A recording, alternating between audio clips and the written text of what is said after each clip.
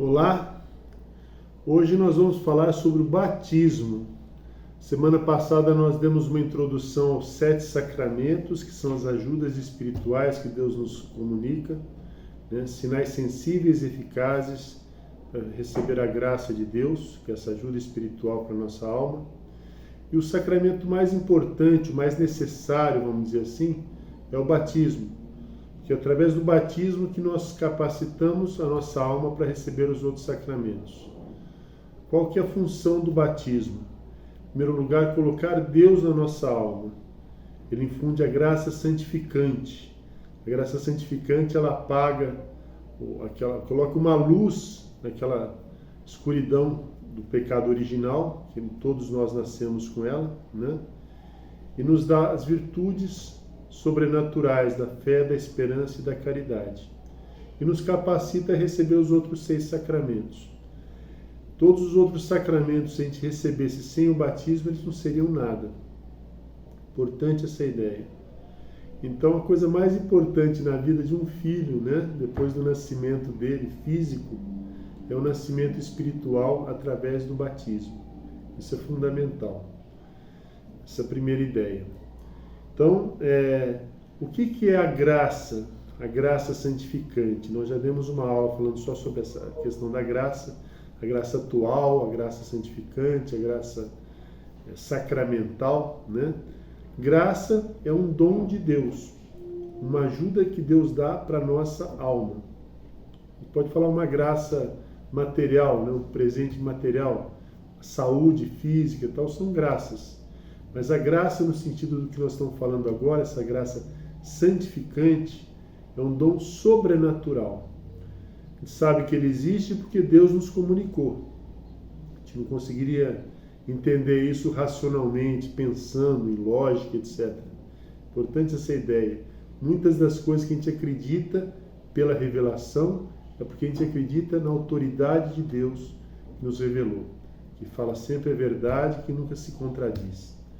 E a graça santificante é uma garantia que Deus nos dá de que Ele vai morar na nossa alma enquanto a gente quiser. Já vou explicar daqui a pouco o que significa isso. Mas que a gente tem uma garantia do céu, se a gente não colocar nenhum obstáculo. Então é importantíssima essa ideia. Então a criança recebe a graça santificante, recebe Deus na alma e começa a viver, né? Se ela morrer aí antes da idade da razão, não cometeu nenhum pecado e tal, ela está com o céu garantido. Beleza. E depois que ela começa a cometer pecados, né? Nós adultos que cometemos pecados, tem a graça do sacramento da confissão, que perdoa os pecados. Só que a gente precisa ser batizado para isso.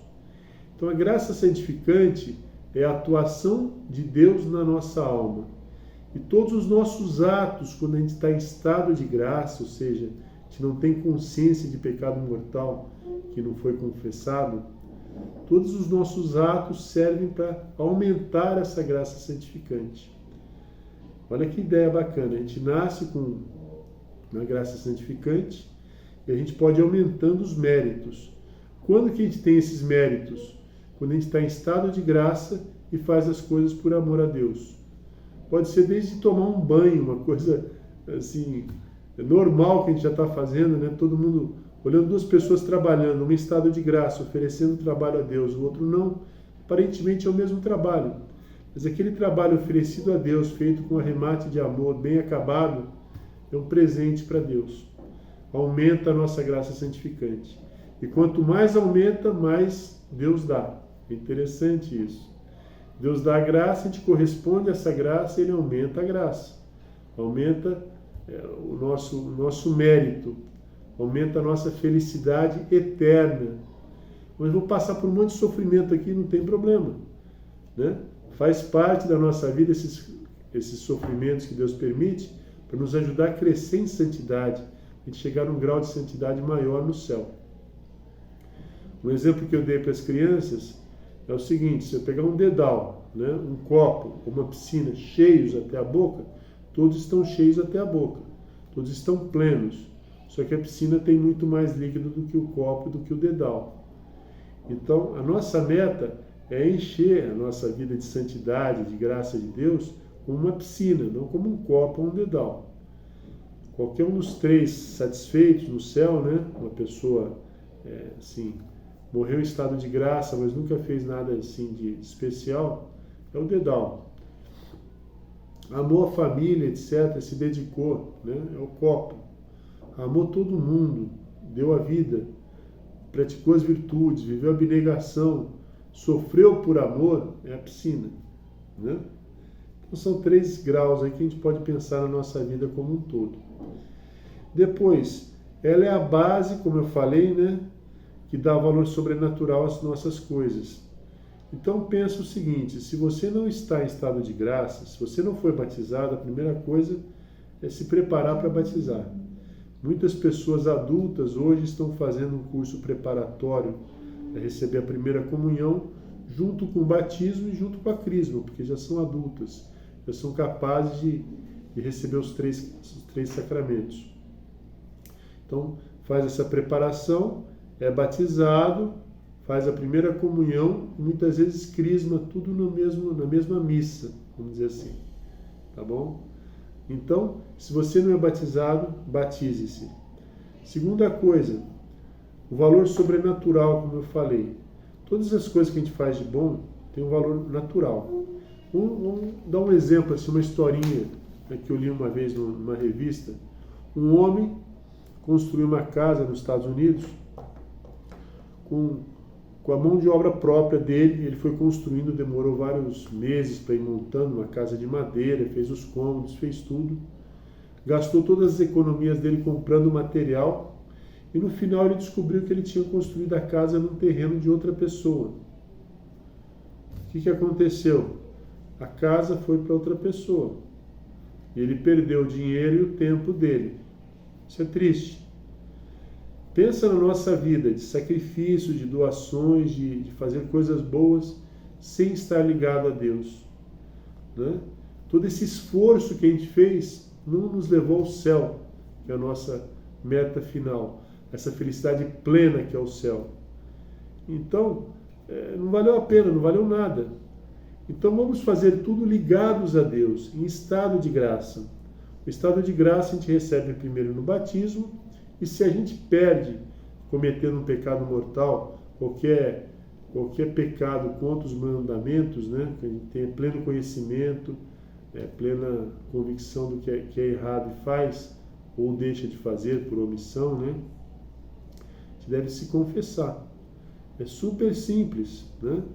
Faz um exame de consciência, fale os pecados, esteja arrependido, fale os pecados, recebe a absolvição. Está em estado de graça. Corrija o que você vê que está errado na sua vida. Mais para frente um pouco nós vamos fazer uma preparação para a confissão e vale a pena a gente se preparar como pais também para fazer essa confissão bem feita, tá? E voltar a estar em estado de graça. Depois, as virtudes. As virtudes são uma predisposição para fazer algo bom. Então tem virtudes que a gente não adquire lutando, né? Pode dizer, eu posso adquirir a virtude da fortaleza lutando por fazer atos de fortaleza. Levantar na hora, não me queixar, fazer o que eu tenho que fazer. Eu vou praticando essas coisas, depois vai ser mais fácil eu fazer essas coisas de uma maneira natural. Eu adquiri a virtude. Agora as virtudes teologais, as que se relacionam com Deus, elas vêm através de Deus como correspondência da nossa correspondência à graça. O que significa isso? Nós recebemos a fé, a esperança e a caridade no batismo. Fé o que é? Essa capacidade de acreditar nas verdades que Deus nos comunica. Eu já dei catequese para crianças que não eram batizadas, elas tinham dificuldade em aceitar, contestavam as coisas. Depois do batismo ficou tudo mais simples. Deus me ama, Deus me criou com essa finalidade, Deus me dá os meios para ir para o céu, né? Todos os meios que eu preciso, isso é um dogma de fé, todos os meios que eu preciso para chegar a Deus, Deus me concede, né? É só não fechar esses canais da graça para receber esses dons. Então a fé é essa crença nas verdades que Deus revelou. É uma crença que Deus é o Criador e é o proveniente das coisas. Então, Ele que guia a história. Se Ele permite que algo ruim, entre aspas, aconteça para mim, é para o meu bem eterno, para o meu bem sobrenatural, para eu crescer em qualidades humanas, para eu ser mais firme, né? Todas essas coisas, para eu ser mais confiante nele, coisas que às vezes a gente não consegue mudar, a morte de uma pessoa, por exemplo, né? Deus enxerga tudo e faz com que tudo concorra para o nosso bem. Esse é um dogma de fé também. Segunda coisa, esperança. Não é aquela esperança de que vai dar tudo certo nessa vida, né? Eu vou ganhar na loteria, vou pagar minhas contas, vai estar tudo certo. Não. A esperança de chegar a Deus no céu. A esperança de que, apesar de todas as dificuldades que eu vou ter na minha vida, Deus está cuidando de mim para me levar para o céu, para essa felicidade plena. Eu fui criado para isso. Essa é a esperança nossa, esperança cristã. Depois a caridade é o amor de Deus em nós. A gente tem uma esperança natural, né? A esperança de que as coisas vão dar certo, uma fé nas coisas, uma fé. Quando eu guio um carro, eu tenho que ter fé de que o cara que fez aquele carro, quando eu virar a direção, a roda vai virar. Estou acreditando, né? E aquilo funciona. Então a gente vive confiando, a gente não pode conferir tudo que a gente aprende, senão a gente não progride. Então a gente acredita nas pessoas, acredita nos nossos pais, nos professores, nos livros que a gente lê, nas teorias que a gente vai aprender na faculdade para curar uma doença, para construir um prédio, etc.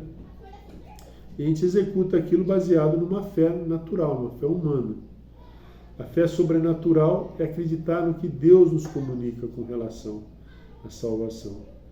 E muitas pessoas hoje, por ignorância, falam assim, bom, eu não acredito nisso, ou eu acredito numa parte disso. Eu acredito que existe céu, mas não acredito que existe inferno, por exemplo. Já ouvi muitas pessoas falarem isso. Se Deus é bom, por que Ele fez o inferno? Olha, se Deus é bom e existe o inferno porque Ele nos comunicou, é porque o pecado é uma coisa grave. É porque Ele é justo também, né? Então não vamos ficar de uma maneira superficial julgando Deus. Deus sabe mais, Ele criou esse universo por amor, Ele quer o nosso bem e nos dá todos os meios para chegar a Ele. Tá bom? Então Ele aumenta a graça à medida que a gente faz atos que correspondam à vontade dEle. Então um ato de fé, eu acredito que isso que aconteceu é para o meu bem, apesar de ser assim, tudo contrário ao que eu imaginava. É um ato de fé. Ele vai aumentar a nossa fé. Eu tenho esperança de que vai dar certo, que Deus está guiando isso, né? Apesar de não ser exatamente o que eu esperava. Ato de esperança. E caridade, eu vou fazer isso por amor, eu não gosto muito dessa pessoa, tal, mas vou perdoar, vou procurar amá-la, vou rezar por ela, por amor a Deus. Ato de caridade. Por amor a Deus, Deus vai aumentar a nossa caridade. Então a gente pede para Deus aumentar a fé, a esperança e a caridade. E as outras virtudes sobrenaturais, que a gente chama virtudes humanas, são as naturais, né, as que a gente consegue praticando atos, são esses outros temas da nossa catequese. E a prudência, o respeito, a fortaleza, etc., a gente consegue praticando. Mas existe a fortaleza, a prudência, a temperança sobrenaturais, que são também infundidas por Deus para a gente fazer as coisas com a graça de Deus. Então são essas obras gigantes. Como é que um padre sozinho lá fez uma ordem religiosa como os jesuítas, que durante a vida dele eram mais de 4.000 jesuítas que foram fazer escolas no mundo inteiro. Essa é uma fortaleza sobrenatural, por exemplo. Tomaram decisões, a Madre Teresa de Calcutá, tomar decisão no meio da vida dela de montar uma ordem de caridade para cuidar dos mais pobres, né? Expandir isso para o mundo todo. Prudência sobrenatural, com fortaleza sobrenatural também, né? Então as virtudes a gente adquire praticando-as e pedindo também a Deus. E por último, uma ideia assim simples que pode às vezes ajudar a salvar uma alma. Quem pode batizar? Quem batiza normalmente é o padre ou o bispo, né? São as pessoas encarregadas ou um diácono também na Igreja Católica, aquela pessoa que não chegou a ser padre, mas ela teve uma preparação para ajudar o padre nos sacramentos. Mas uma pessoa qualquer pode batizar, desde que ela tenha a intenção de batizar e seja assim, não tem outra opção. Não dá para a pessoa esperar ser batizada na igreja, ela está correndo risco de vida, ela não foi batizada, e você fala para ela, olha, não vai dar tempo da gente chegar, nós vamos morrer de fome aqui nesse deserto que o avião caiu. Você quer ser... O deserto é complicado porque não tem água, né? Suponha que você está perdido numa floresta, né? Vocês podem morrer na floresta. Então, pega a água, joga na cabeça da pessoa e fala: eu te batizo em nome do Pai, do Filho e do Espírito Santo, com a intenção de batizar, com a intenção daquela pessoa receber a graça santificante do batismo. E essa pessoa pode se salvar por esse gesto, certo? É importante a gente aproveitar todas as circunstâncias para esclarecer as pessoas que a gente convive sobre a importância da fé na vida das pessoas, né? E da importância dos sacramentos, e dos sacramentos que nós estamos falando hoje, que é o mais importante, quer dizer, o mais necessário, que é o batismo. Bom? Até a próxima, gente.